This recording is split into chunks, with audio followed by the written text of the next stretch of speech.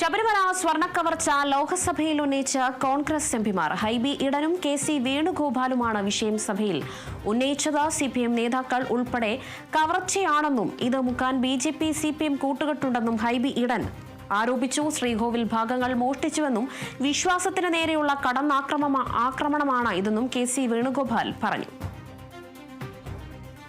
അയ്യപ്പന്റെ ശ്രീകോവിലിന് മുമ്പിലുള്ള ധ്വജവും അതുപോലെ തന്നെ കെട്ടിടപ്പാളയും എല്ലാ സ്വർണവും ചെമ്പാക്കി മാറ്റി മോഷ്ടിച്ചിരിക്കുന്നത്.